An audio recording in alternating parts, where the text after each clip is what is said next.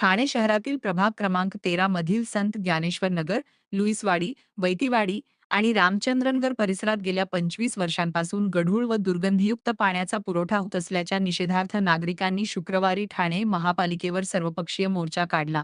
शिवसेना उद्धव बाळासाहेब ठाकरे गटाचे स्थानिक नगरसेवक शहाजी गणेश खुसपे यांच्या नेतृत्वाखाली झालेल्या या मोर्चात मोठ्या संख्येने महिला, ज्येष्ठ नागरिक व स्थानिक रहिवासी सहभागी झाले. मोर्चेकऱ्यांनी हातात दूषित पाण्याच्या बाटल्या आणि प्रत्येक घरात स्वच्छ पाणी अशा मागण्यांचे फलक घेऊन पालिका आयुक्त सौरभ राव यांची भेट घेतली. गेल्या अनेक वर्षांपासून पावसाळ्यात अशुद्ध पाणी पुरवठ्यामुळे नागरिकांच्या आरोग्याचा गंभीर प्रश्न निर्माण झाल्याचे त्यांनी आयुक्तांच्या निदर्शनास आणून दिले.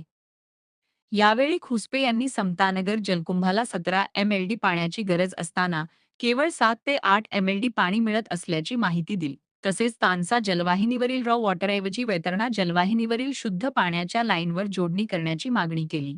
नागरिकांची व्यथा ऐकल्यानंतर आयुक्त सौरभ राव यांनी हा प्रश्न गंभीर असल्याचे मान्य करत तातडीने आवश्यक कार्यवाही करण्याचे आश्वासन दिले. तुम्हा सगळ्यांना ऐकून आश्चर्य वाटेल, मागील 25 वर्षापासून संत ज्ञानेश्वर नगर, डॉक्टर गंगाधर नगर आणि प्रभाग क्रमांक 13 गढूळ पाणी पित आहेत. ह्या गोष्टीची प्रशासनाला तर काडीची लाज सुद्धा राहिलेली नाही. वारंवार पत्रव्यवहार करूनही त्याला केराची टोपली दाखवण्यात आली.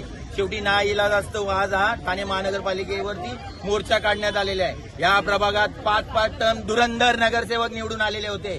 काय करत होते? झोपा काढत होते का? 25 वर्ष एखादा प्रश्न सोडवण्यासाठी लागतातच कसे?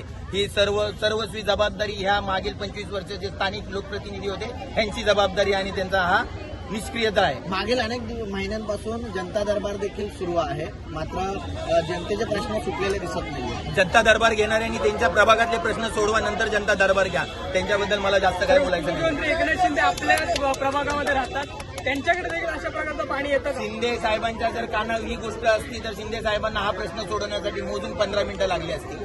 स्थानिक लोकप्रतिनिधींचं हे अपयश आहे. त्यांनी साहेबांच्या कानावर ही गोष्ट टाकायला पाहिजे होती. साहेब, या आमच्या विभागात गढूळ पाणी येते, हे थोडं या गोष्टीत लक्ष द्या. पण स्थानिक लोकप्रतिनिधी हे फक्त पैसे कमवण्यात गुंग असल्या कारणाने ही गोष्ट साहेबांपर्यंत पोहोचली नाही. ती पोहोचवण्यासाठी आज आम्ही ठाणे महानगरपालिका ठाणे बदलते असे टॅगलाईन वापरले जात आहेत, मात्र दूषित पाणी कुठेतरी येत आहे. ठाणे खरंच बदलतंय असं वाटतंय? ठाण्याची वाटचाल स्मार्ट सिटीकडे होते. आता हे सगळं तुम्ही बघताय ते सांगतायत, पण मला तर हा सगळा कागदावरचा भपका वाटतोय. जर हे गढूळ पाणी ठाणे महापालिकेच्या लॅबमध्ये टेस्टिंग केलं असता, गटारातलं पाणी आणि डबक्यातलं पाणी आणि हे प्यायचं पाणी हे जे 3 इंची मात्रा ही सेम आहे. म्हणजे आम्हाला 25 वर्ष तुम्ही डबक्यातलं पाणी, गटारातलं पाणी पाजत होता का? कोणी आवाज उचलणारा नव्हता का? त्यामुळे आज हा सामान्य जनतेचा आणि हा कुठलाही पक्षाचा मोर्चा नाहीये.